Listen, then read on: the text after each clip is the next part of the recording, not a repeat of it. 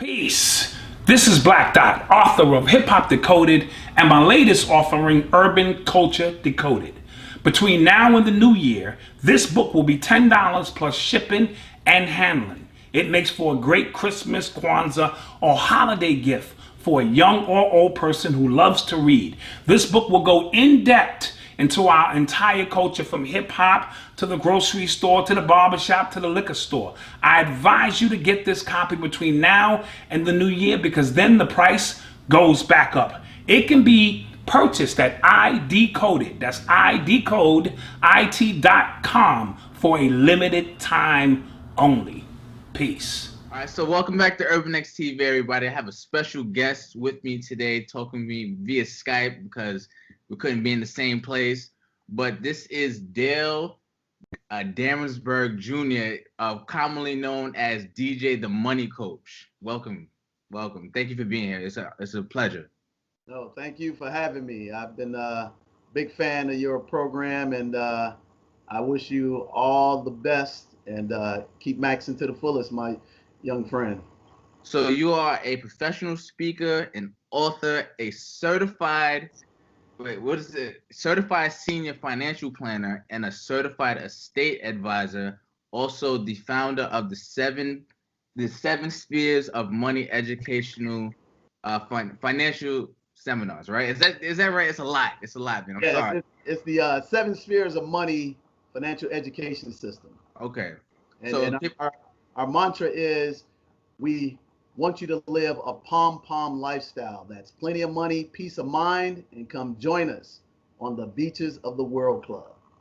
All right. So first, I want to get started on what brought you to this career path in the first place, because a lot of people in the Black community, we love money. We love getting money. We love spending money, but we don't love really talking about how to keep our money. So I wanted you to explain where you started. Okay, well, I'll give you the condensed version. Always, since I was 6 years old, I knew I wanted to be a business, and I had an affinity for playing Monopoly. If you ever played Monopoly, my family, we used to play Monopoly and this game called Life, and that's all we did. And I used to be great at it. I used to beat everybody, adults, the whole 9 yards. So from there, I wanted to be an accountant, wanted to be a CPA, and went to school to become a CPA, and found out that I didn't like being a CPA. I didn't become a CPA. I got a minor degree in accounting, and I went off into a totally different field, and found out that that wasn't what it was about. So I went into car business, went into cleaning business, went in a variety of different businesses, because I'm just at the heart, I'm a serial entrepreneur. But in the early 90s, my mother was a victim of predatory lending by the guy who actually owns the Cleveland Cavaliers. That bogus mortgage company called Rocket Mortgages used to be called something else back in the 90s, and they actually predatory lended my mom on a refinance of her house. Wow. So when that happened, I partied my way out of my first college, and then my parents kicked me off the food chain, and I had to go at 19 and do my own thing. And from that period on, I realized, I said, you know what? I'm gonna master money. So fast forward to 2000, after I built 2 7-figure companies. One was a cleaning company and one was a small technology company. I had a mentor that reached out to me and said, hey, DJ, I want to bring you onto my financial team. I want you to get your financial securities license, Series 6, Series 63, life and health, get your certifications, and I want you to help me grow this business. So I said, man, timing couldn't be better, because I'm going to be in this business. So I got in the business, got the security license. I went back, helped my mother clean up her stuff, started working through my church, started seeing a lot of people who I admired and thought they had a lot of money that were actually broke at a higher level. And eventually I just realized that a lot of stuff we see on TV and here on the radio, and the internet was new at that time, was all fictitious and fraudulent. And anybody that had a big car and a big house, and if they looked like me, 9 out of 10 times they were strapped in debt, they were strapped in stress, and they were working like a Hebrew slave. Wow. So I took on the passion that it became my advocacy to get those people out of consumer debt. And at that time, Malcolm, here's the irony. I had a 525 credit score, and I too, having a college education, had over $40,000 in consumer debt when I was about your age. Wow. Okay, so you were able to get into this. You were able to start your businesses and things like that. What were some of your initial challenges with starting your businesses? Because you say you were a serial entrepreneur, so a lot comes with that. Yeah, well, the initial challenges were on the social side. Okay. Almost, I was already a headstrong individual. Let me state that. God gave me the gift of intuition, and always gave me the gift to see bullshit. Pardon my French. Mm-hmm. Okay, so when I got on the financial side and I started looking at, you know what, I want to do what the Jews do. I want to do what the Chinese do. I want to do what these Asian Indians do, and I want to incorporate the knowledge I gained financially. And the first people I want to help are right here in my house. I want to help my mother. I want to help my older sister. I want to help my nephews. I want to help my immediate first cousins. And I became like fire and brimstone, like the bull in the China store. And anybody I saw that I knew was broke, I just would hammer them. And that was not good. So that burned a lot of bridges. Okay. Burned a lot of bridges. So that was the first mistake and the first challenge I had. The second one was that I was engaged to a very wealthy doctor who family was better off than the Cosbys. This is real talk, okay? And the young lady's parents wanted me to get an MBA and pursue a PhD because I needed to fit in this image, because I wasn't, born with a silver spoon in my mouth like she was. Right. And so I had to overcome that, and also be hard focused on getting my people up, because we weren't poor. I went to private school. We did grow up in the projects, not me personally, but my mother grew up in a project called Cabrini Green in Chicago, which no longer exists, which is now. I've definitely seen a documentary on that. Exactly. It's one of the most prominent projects in the whole United States. Okay. And a lot of great people came out of it, but at the same time, a lot of problems came out. So my mother was a lady who was married, young, had me at 19, and she had to overcome a lot of stuff, and she got herself out of the projects, put herself through nursing school, and got married, got divorced, and still was able to put me and my sister through private school. So with that said, those challenges became where I had a mindset that, you know what, anything less than the best in life is unacceptable, because the more knowledge I gain, the better my family should become. And at that time, growing up, there was this show called Dynasty that everybody used to watch, the Carringtons. And I was like, man, I want to be the Black Carringtons, and since we go to private school and my mother's busting her hump, then why can't we have everything that these people have? Right. So those challenges were more internally. And then you had the conflict of people who didn't want to better themselves, that came from that environment and saw us improving. It became a hate internal, just like the pathology of slavery. That was more of the challenge. Conversely, when I dealt with whites, Chinese, Asian Indians, man, we did business, never had a problem. But the problem was eternal, that I was looked at as, somebody thought I was better than other people. Or I was looked at people who were in the Cosby seat that I was not good enough for. So I had to be a chameleon and had to figure out who I really was in terms of just my intelligence, but really knowing who I was. That was the biggest challenge. And when I got over that hump, it became easy to understand what I was facing before I knew what this thing is we're facing now, about this, internal, system called, racism. Right. Those were my biggest challenge. But as far as the technical side, the book part, and putting the businesses together, dude, that was a piece of cake. It was fighting with people that look like you and me.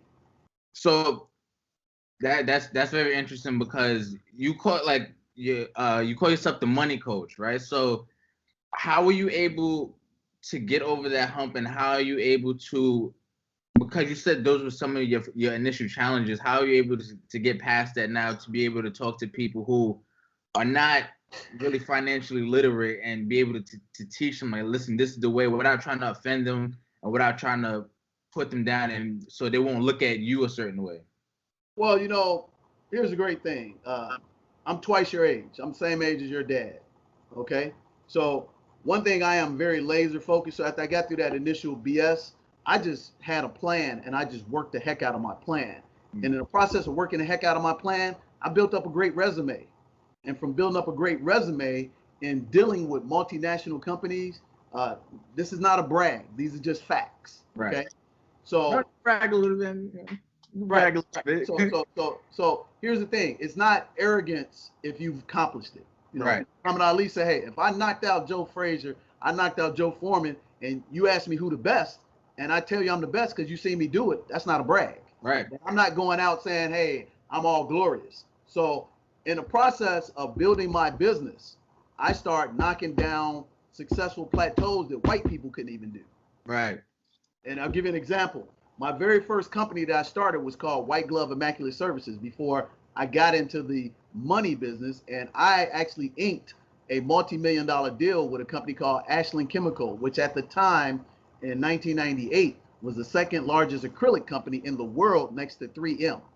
Wow. I actually was the first person to go in, get a contract as a business owner, not as a black man, but I never, shied away from being black. But I went in, got a contract with one of their facilities. They're an oil refinery company that does acrylic resins, okay? Okay. So getting one of their contracts and looking how they did business. While I was working in technology, they were still working on general ledger. They literally had a book with their, ledgers of their credits and debits, and studying their things that they do. They didn't change their business model for 50 years, but they were a $1 billion company. So I started seeing glaring holes where I can make money. And one of those things was just renegotiating their cleaning, supply contract. And when I renegotiated, I got a cut of a piece of the pie and they didn't even know about it. Wow. Then when I did that and cleaned up one of their facilities and did real well, they gave me another facility and I doubled my rate on them. Then I brought in all black vendors and went from having one of their sites to all 7 of them in the course of 3 years. So I went from making as little as $2,000 a month with them to making over $40,000 a month on one contract, just on the service part. And then on negotiating the supplies and other auxiliary services, I went up over 6 figures a month. Wow. So, okay. So I took that as my first success. And then at the same time, I went and blew all that money as well. Okay. So you went and blew all that money. So was that a part of your, even though you were making this money, was that a part of your lack of financial literacy? You know what? It wasn't really part of my lack of financial literacy. You know what it was part is there's a thing that everybody goes through that's called new rich. And okay. I just got to prove that I can have what I want. Okay. Now, okay. I didn't go broke. I wasn't Right. out on the street, but I blew a lot of money. Okay. So I had already figured out that I had to have a financial acumen, but at the same time, I probably should have put a lot of more money away. But I just spent it, and I took care of friends and took them to parties and took them on trips and stuff like that. And then when I didn't like the business, because I didn't like the cleaning business, but I liked the money. Okay. I had an opportunity to get even bigger, and I started hiring the wrong people. So that business eventually came to a hedge where I had to make a decision. Was I going to be in that business for the cleaning business, or was I just going to be in it for the money? And I was in it for the money. So of course it went away. Okay. So in the process of it going away, the things that I had, they went away too, but I was always wise enough to pay all my stuff in full. So I didn't lose a house. I didn't lose a car, but I lost all the other superficial stuff. Okay. Okay. And in the process of that happening, that became a cautionary tale that I'm able to now tell that story and be 100% with people who, you don't want to listen to me. Guess what? I've done it. Look, here's my playbook. You can actually go check this out and see if I had a contract with these guys. So if you ain't where I was at your age at 25 to 28 and had $1 million company, or at 30 and got into a $2 million company, then guess what? I don't care if you listen to me, because I have a saying: if I don't see you today ever again, I'm still going to sleep well. I'm still going to be debt free, and my family's still going to be okay. But what about you? And I say it in the fact that it ain't braggadocious. It's just real, and I keep it moving. So explain what you teach at your seminars. Oh, absolutely. First thing we do, let me tell you what the 7 spheres of money is. Okay, that's a great question. So, can you see these? Yes. Okay, so at my seminars, first thing I do is I explain to people what the 7 spheres of money are. Okay. And the 7 spheres of money are basically 7 categories that you will be impacted in your life from cradle to grave. Okay, you'll be impacted by accounting, which attends to your taxes. All right. Okay. You'll be counted by legal, which if you own any business and you have any type of success, you're gonna have a lawsuit or a settlement at one point in your life, if not many. Okay. Regardless if you never do anything wrong, because once you have money, somebody's coming to get some of your money. Okay, so that's legal. Then you have financial planning, which is basically doing the basics of budgeting and figuring out how your business is going to grow and do succession plan and create your legacy. Then you have banking. Banking is, how do I get money to get my business rolling? How do I get a loan to get a house? How do I get money to put my children through college, high school, etc. Okay. Right. Then you have pre-need planning. That's the part we all don't want to talk about. That's end of the road, burial, wills, and trust. Okay. Then you have estate planning. That's when you say, if I made millions of dollars, how do I keep as much as I possibly can? And a lot of people realize. Then the last one, not least, is small business planning as an entrepreneur. So those are the 7 spheres of money. So the first thing I do is I'm an educator. So I come out and I educate you to let you know you're participating in 3 out of these 7 spheres of money right now. You personally, Malcolm, you're participating in a minimum of 3. Here's what most professionals and working people are impacted by: taxes, housing, and education 24/7. Right. And generally, you're very reactionary. You don't worry about your taxes until January 31st. You don't worry about housing until you need one or trying to sell one. And you don't worry about education until you can't get into a school or you got accepted school and you can't afford it. And that's all reactionary. So you should be planning in advance. So what I do is I say most people have relationships that are not even relationships with their accountant, their attorney, or their banker. It's only matter of fact, when I have that situation pop up in my life, now it becomes the center of my world and I'm doing everything to get it done. That's too late. You should have been planning that 24, 36 months out and had facilitate a relationship. So what I do, I actually go out into the marketplace, since I've held over 7 different licenses, from securities license, insurance license, you name it. I've had just about every one of them. I go out into the marketplace through my educational system and I give you a financial encyclopedia. You remember, you're probably too young to remember Britannica, books and encyclopedias would sit up on the shelves. Your dad would know. Yeah. Right. They're all digital now. But so what used to happen is you could go to, let's say, small business, and it will be 26 books. And you could pull a book out on an encyclopedia and say, oh, small businesses. And it would tell you everything about small business. Okay. You could say, oh, how do I get a college scholarship? It would be a book, a big old thick book, like you see in the Congress of Library, the Library of Congress. That sounds exhausting. Right?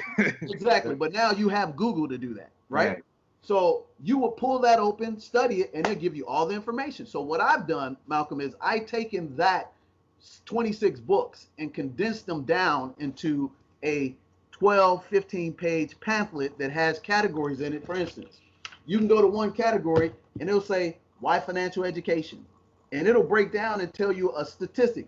Total household income in America, disposable income, 98% of our debt is from disposable income of us being careless. And these are facts that you can go on irs.gov, you can go on cnn.com, bankrate.com, which is a phenomenal bank site that's non-biased, give you all information about money and just gather these documents, right? And this information. So my class breaks these down in little vignettes. And if people don't know what the word vignette means, it's just a snapshot movie, like 5-7 minutes. I know you know, but that's all it is. It's like a quick video and it'll tell you everything you need to know. So in the book, what we've done is we've taken over 25 years of expertise and we've broken down every one of those 7 categories where whatever your problem is today, you can just flip through our book or you can flip through our online webinar or online course and just take that part of the class and get all the information. When that happens, we now give you a option to get consultations complimentary from our program for 15 minutes for free. Okay. If you do that with us, we now give you the ability to actually find the professionals to work for, because we're advocates. We're not selling products and services. We're like you. We're giving the information into our community and telling you the right companies with the right ratings, with the right products that you should go out and pursue, if that makes sense. Okay, so if somebody, what is usually your initial, I guess, advice to somebody who says, listen, I need help, I'm in debt or something. So what is usually the first thing you point them to, or the first thing you tell them, this is what you need to get settled right now? Somebody who's not even a business owner, but a regular family person who just find themselves in a mess or find themselves like not where they want to be. That is an awesome question. First thing you do is you take a self-analysis and check your budget. Alcohol Anonymous say, the first thing you got to admit to, you're an alcoholic. You got to look in the mirror, and there's 10 commandments, but there's 11th commandments. It's called thou shalt not jive thyself. So I would say, Malcolm, do you have a budget? And if you tell me no, I say, here's a budget sheet, got everything listed on it, from your cable to your kicking out party to buying a car. Fill in all the blanks and tell me where you're spending your money, because it ain't your outgo that's caused you a problem. It's the income that you're not keeping enough of. So that's the first thing. The second thing is I tell you to get consumer debt free. Now, mind you, I told you when I was about your age, I had over $40,000 worth of consumable debt, and I had a 525 credit score. So this is not college loans. No, this was consumer debt. Oh, okay. This was, I got a credit card, I was kicking it, and I was spending. Okay. No, not my college debt. So I want to make that very clear. This was, I was just out buying 500 here, 200 there, looked up and paying 20% interest, and Right. didn't realize what the rule of 72 was, and it jumped on me. Right. So when I saw that, I'm going to give a shout out to a person that a lot of people don't like. I read a book by a lady named Susie Orman. It was called The Road to Wealth. Oh, she's the truth. I don't know why people don't like her. I mean, I get why, but she's the truth. Yeah. So I looked in her book and I found out that I had, and here's how I found I had bad credit. I was trying to buy my first multi-unit. I was trying to find and buy like a 6-unit building. Okay. I had owned a little small house, and I wanted to buy this six unit building that had 2 bedrooms, so it had 12 units in it. And when they did a credit check on me, they said, you got a 525. Can't give you nothing. You make good money, but can't give you no loan. Okay. So I saw her on public channel, PBS, and she was promoting a thing, and I immediately bought her book, went right to the chapter on credit, and it broke down the quadrants of credit. And within 6 months, I went from a 525 to 600. Within 12 months, I went to 680. Within 24, I went to 720. And about the 25th month, I went to 800. And that was in 99. Wow. And ever since 2000, I've been over 815 credit score and have never looked back. Okay. So those are the first things I would do. Number one, get a budget. Okay. And find out everything that you're spending your money on. Number two, get a plan to become consumer debt free, because it's the consumer debt that eliminates the ability for you to become financially independent. It's not the other debt. It's the consumer debt, because that makes you no money and it continues to eat all your money up. Okay. So if you can do that, in 2000, I became consumer debt free, which gave me a sense of freedom. But then in 2002, I became financially independent. And what that means. Can you explain that? Can you explain that? Yeah, financially independent. And I think I've heard you talk about Robert Kiyosaki. I think you know who Rich Dad Poor Dad is. Yeah. I actually have worked with Robert Kiyosaki when he first came out. Wow, okay. Worked with him. Again, that's not to brag. These are just facts, okay? So Robert Kiyosaki's definition of financial independence is where your expenses are matched by your passive income, not your work income that you got to go out and work every day, your passive income. So there's only 3 types of passive income one should pursue. That should be through business acquisitions, That should be through real estate that pays you rent on a regular basis. Right. And that should be through dividend stocks or annuities. Okay. Okay. So in 2002, I was able to match my expenses with my passive income. Now, mind you, you might be thinking I'm talking about hundreds of thousands of dollars a month. No, I'm not. You know what? It was just as little as $8,000 a month. Mm. I was able to go and match my expenses with $8,000 a month passive income. And at that point, I was financially independent. Now, I want to take it back. When I owned the cleaning company, I made far more money than that.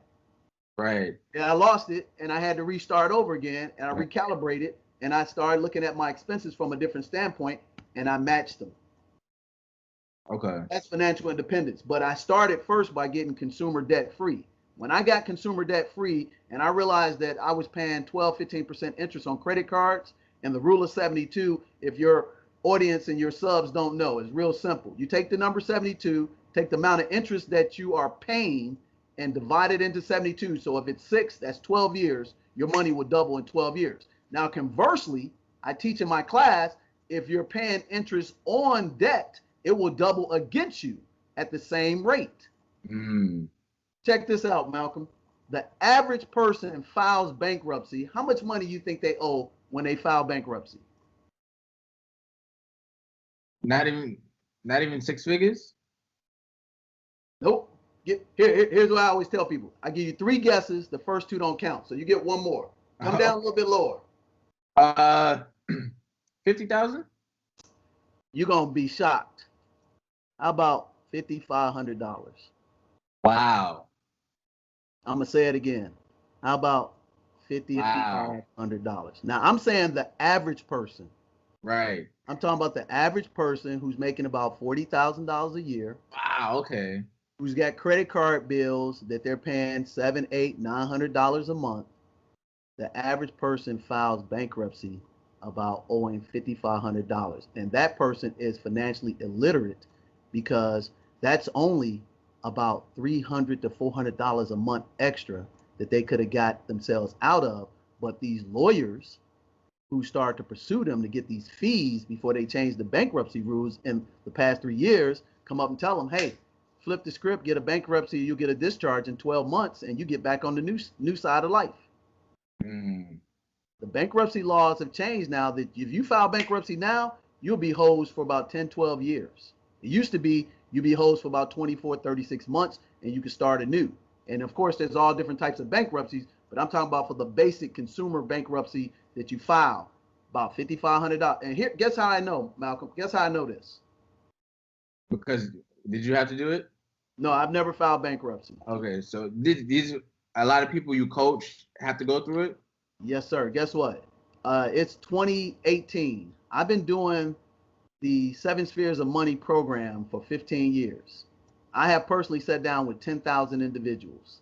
And upon sitting down with 10,000 individuals, I've seen everything under the sun. So what I started to do, my accounting background and actuary science, which is just a straight bean counting, which is analytics based on, which is something you like about Google Analytics and stuff like that. Right. All I do is look at the pure numbers. So for every 10 people I sat down with, I looked at their income, their spending habits, their excuses, what they did well, what they did wrong. And after I looked at 1,000 of them, I started getting the same statistics, no matter what color they were, what their social situation was, just facts. And I started documenting that and I started putting it into a curriculum.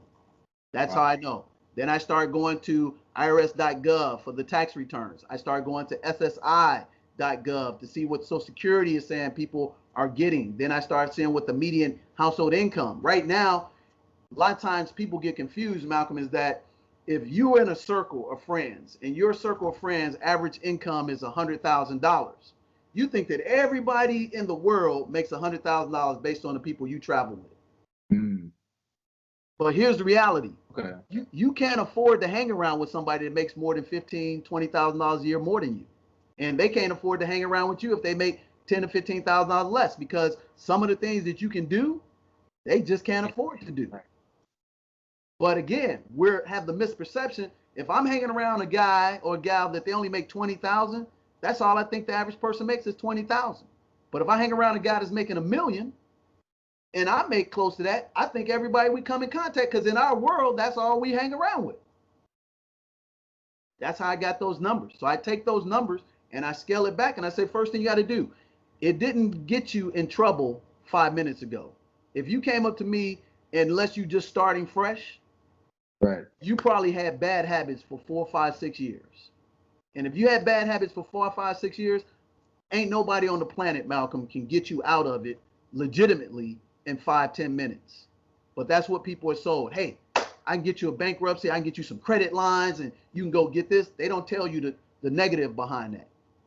right. You're going to have to put your head down, plow through it, take your lumps like I did.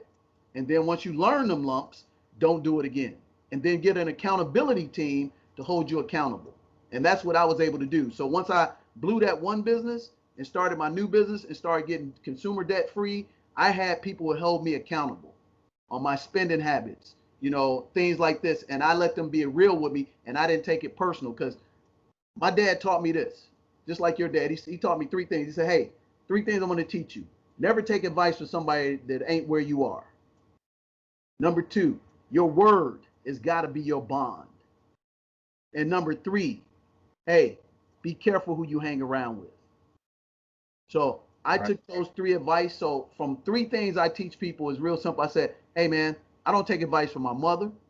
I don't take advice from my father, because I've out succeeded them financially. Okay. I don't take spiritual advice from people who ain't where I'm trying to be. And I don't take leadership advice from people where I ain't trying to be. So how does that tone into finance? Finance is real similar. It's just like your God. 2 most precious things to people on this planet is talking about money and their God. But when you get them straight with their money, they'll tell you everything about their God. Okay. Wow.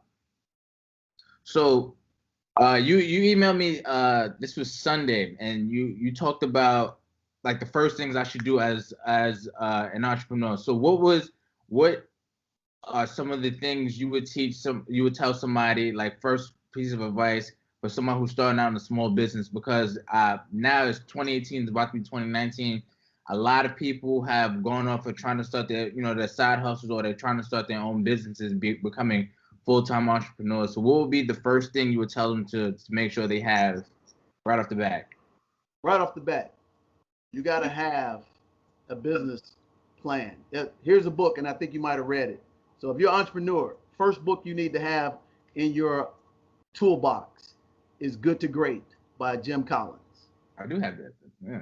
And there's only 1 chapter you need to read. And I've met him, and I worked with him for a quick minute, a quick cup of coffee. I met him and worked with him. So in chapter 5 is called the hedgehog concept. And this is what I preach. It's 3 things he talks about. You got to have a passion for what you do. Man, you got it in spades.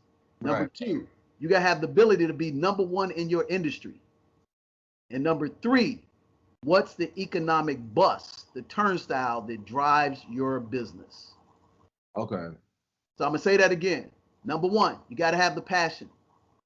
Okay. Remember, I was in the cleaning business because of the money. I wasn't passionate about the cleaning business. I thought it was beneath me, which was foolish. Okay. Number 2, you got to have the ability to be number 1. And if you ain't number 1, you got to be able to be number 2, because if you're number 2, when number 1 slips, you'll get a shot. There's another book called How to Swim Amongst the Sharks by Harvey McKay, who used to own the Minnesota Twins. Okay. And then again, number 3, what's the economic engine that drives people to your business? Your economic engine is your podcast. Right. People come on it for free. They find out what you do, and then it exposes them to all the other great things that you do that you can monetize. Right. Your shirts, your subscriptions, your books, your lectures, all of that. But your economic engine is urban excellence. And that's got to be the one that you give away and can afford to give away, because that's your marketing front to bring it into the door. What's my economic engine? My economic engine is actually giving people a basic class called Family Finance 101, that they come spend less than $100. I give them 2 financial plans. I give them a 3-hour class, and I give them access to my whole financial team for less than $100. And if they don't see the wisdom to do that, hey, God bless them. Right. But if you take Jim Collins' advice and hedgehog concept: passion, the ability to be number one, and what's your economic engine to drive people to come see you, which is your podcast every Thursday, like clockwork. I listen to it, and then I come and I buy your wares. But You feel me? right. That's the first thing I would tell them. The second thing I would tell them is get control of your consumer debt. And if you're an entrepreneur, you have to have excellent credit at some point in time in your life. Because see, banks and investors give money to people who don't. He said, if you can't sell, you ain't going to be successful in anything in life. Right. I mean, I had to sell you to interview me. You feel me? Right. I've been following you guys. And this is funny. My 11-year-old said, Dad, you about to be interviewed by UrbanX and Malcom. I said, yeah. He said, man, you've been trying to get up with them for like 6 months. I said, right. There's 4 P's. Here's the 4 P's to success. This is what I tell them last. Number 1, you got to be professional. What does that mean? Man, you hit me up right at 12 o'clock Eastern. Dude, that's clockwork, money. Right. That translates in all languages, all ethnicities, all creeds. That's a universal law of success. Professionalism. Boom. Number 2, you got to be persistent.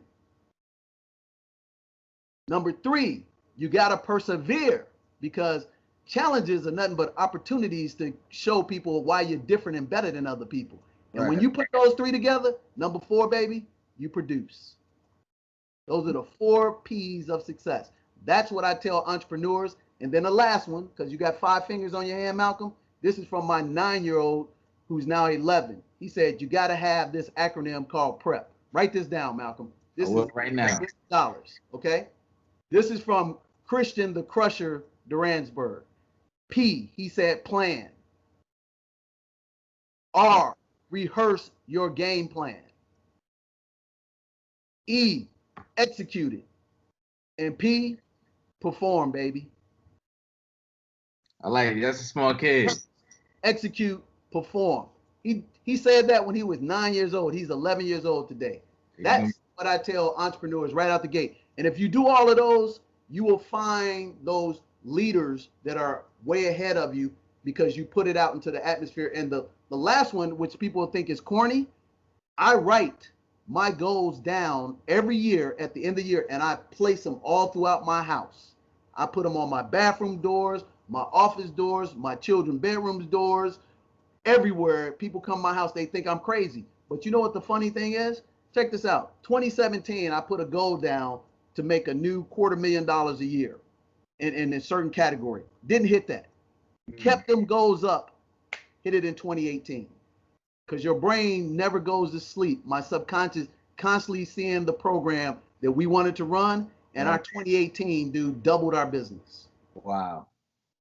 So really quick, I have another question for you, because you talked about college and you talked about these things, and I first got introduced to you because we did an Urban Excellence story on your son, who graduated from the University of Houston's STEM program at 14.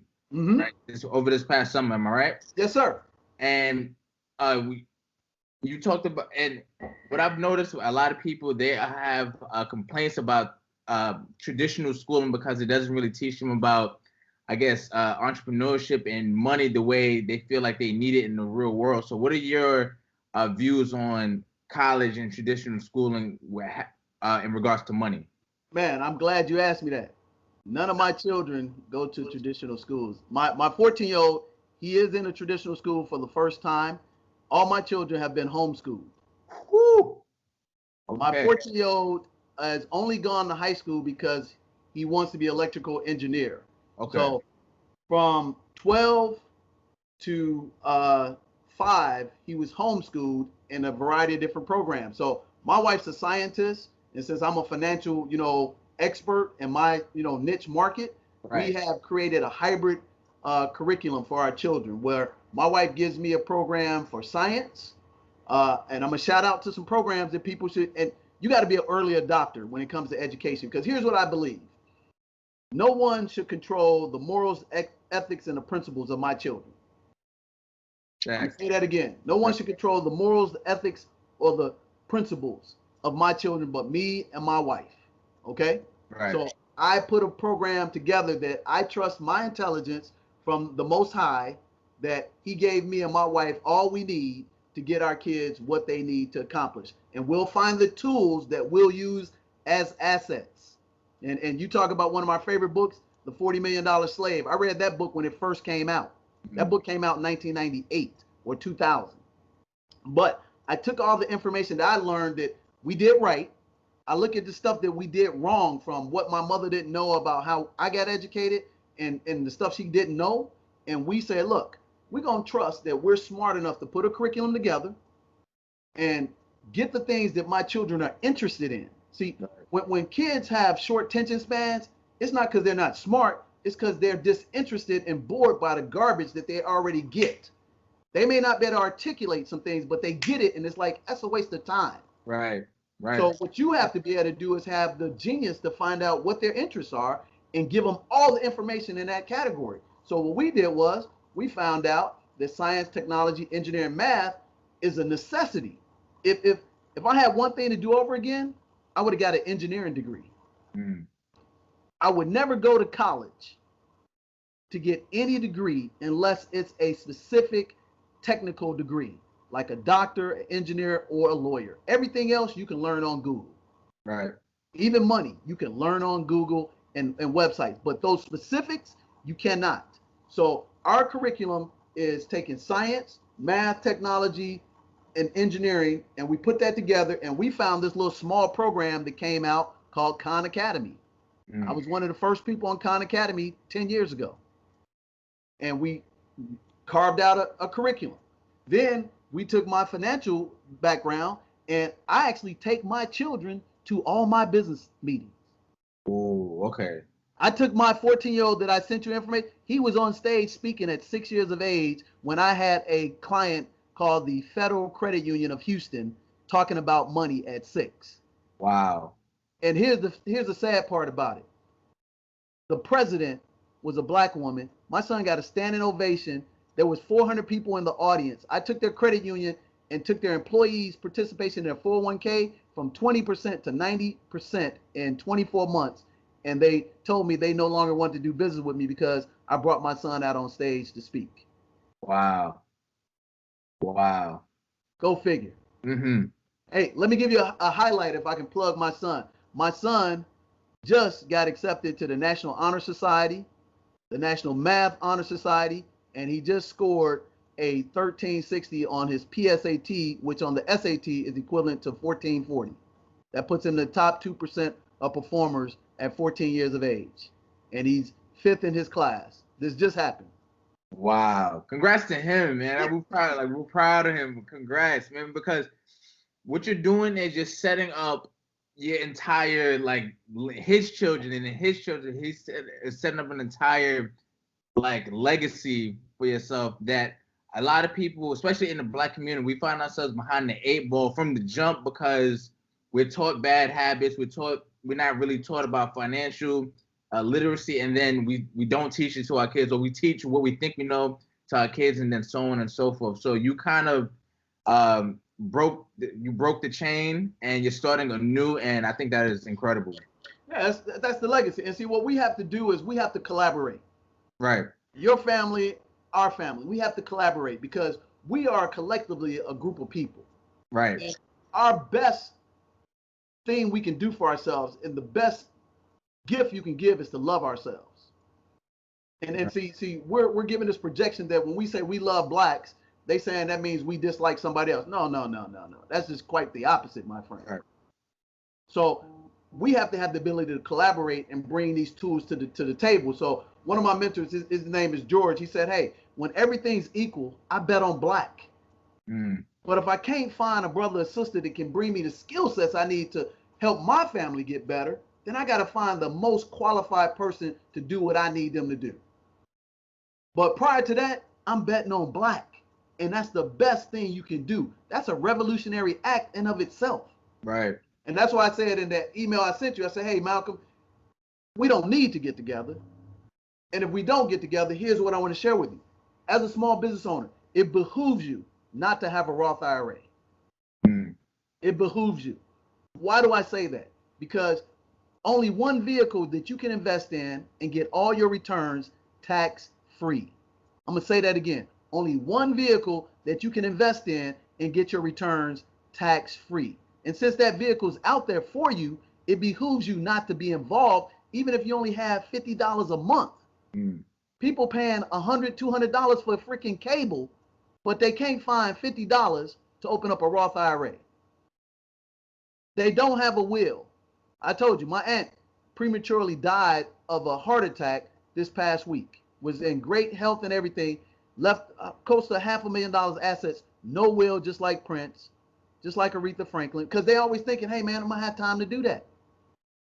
You must address your mortality now so that you can live your life to the max, so you don't have to be concerned about that. So if you and I never talk again, get yourself a Roth IRA, get your will done, just continue to update it, and then get yourself a great annuity plan where you can bring maximum dollars into your business, because there's so different ways to bring money back. And with the tax laws changed by Trump, he made it advantageous for business owners.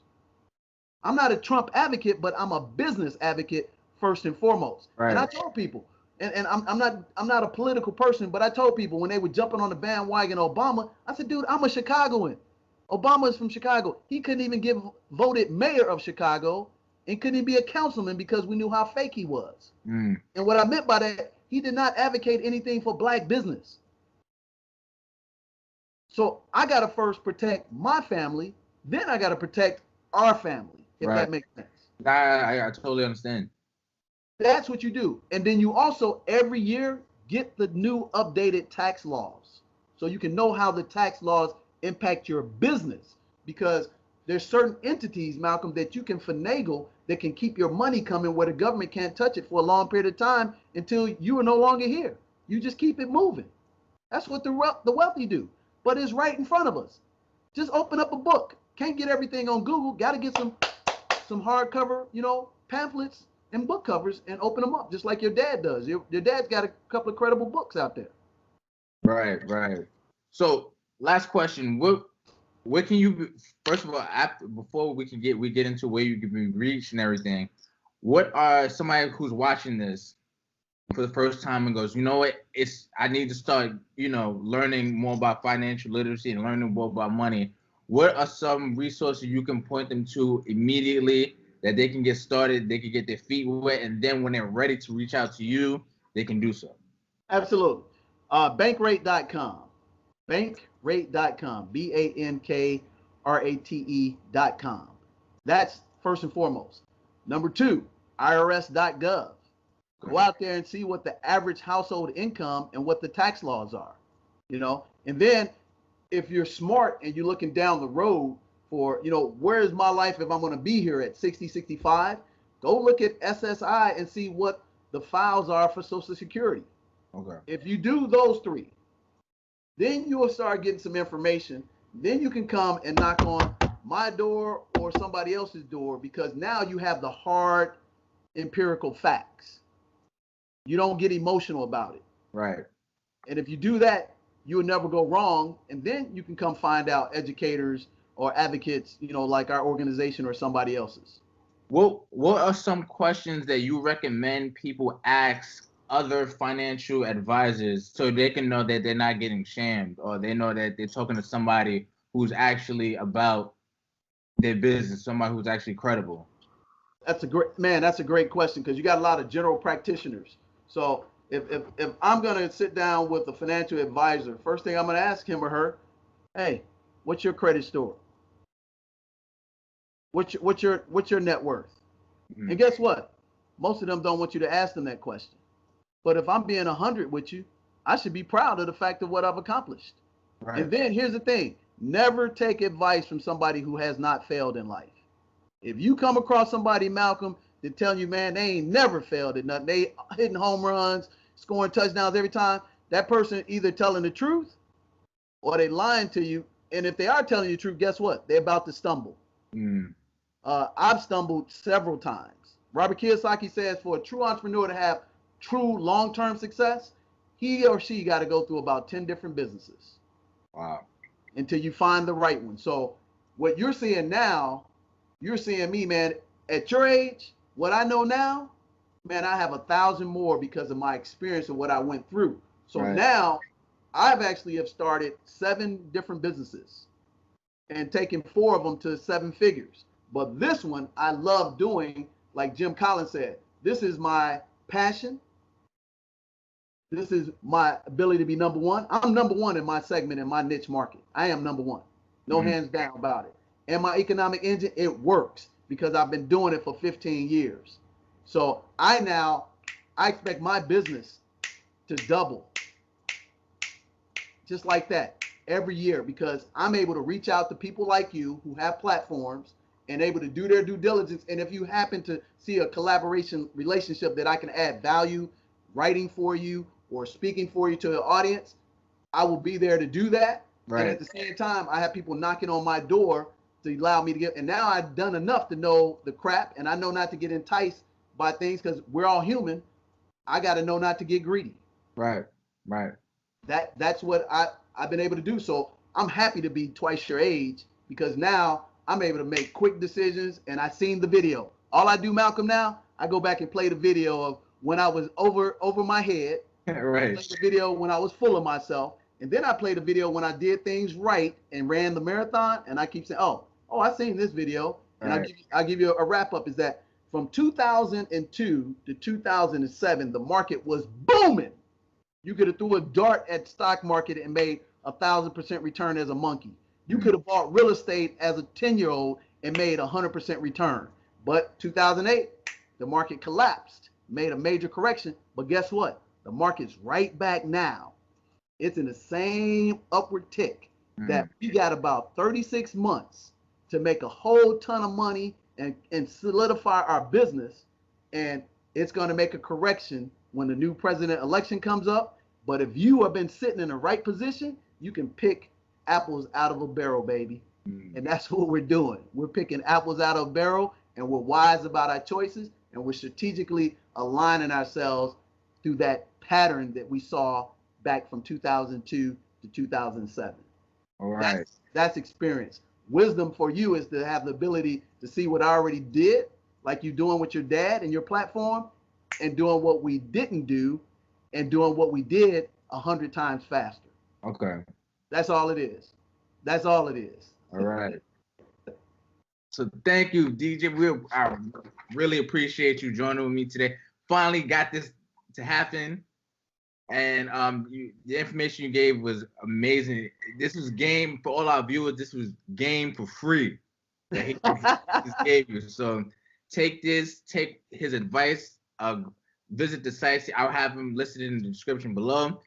And we appreciate it. Can you tell them where you can be reached? Oh, yeah, absolutely. You can reach me online at the 7spheresofmoney.com. That's the number 7, SPHERESOFMONE.com, the 7spheresofmoney.com. You can also reach me at Deransburg.com, my original website that I keep up since I put it up since 2000, just to show you the history of when we were just getting into digital to where we are now. And then you can find me at Mr. 7 Spheres of Money on YouTube. I have a small YouTube channel. I don't put a lot of time and effort into it, but sporadically I put videos of classes that we work with companies. Like I was telling you, we work with the YMCA. I work with the Federal Reserve Bank, the state of Illinois, state of Michigan. I work with a lot of big companies, and I've worked with some celebrities as well. But primarily, reach me at the 7spheresofmoney.com or catch some of our sporadic videos on Mr. 7 Spheres of Money on YouTube. And they can always reach me at info@deransburg.com for emails. And that's info@deransburg.com. Again, that's info@deransburg.com. And they can always call my office. I have 7 offices at area code toll free 866-395-3042, 866-395-3042. And I'm always available. Any question that you have, I'm more than happy to answer. And we'll give anybody a free 15 to 30-minute complimentary consultation as a gift for having an opportunity to come on your platform. And hopefully we can collaborate together because, man, what you and your dad and your siblings are doing is remarkable. Keep doing the do. I got nothing but love for you guys. Thank you. We appreciate it. And you will definitely be getting a call from us very soon because it's a lot of information that we don't know and that we need to be on top of as, business owners. So thank you. Thank you. Hey, as you say, it's all about the urban excellence, right? Facts, exactly. Thank you again for joining us. We appreciate you. Appreciate you. Talk to you soon. Bye-bye.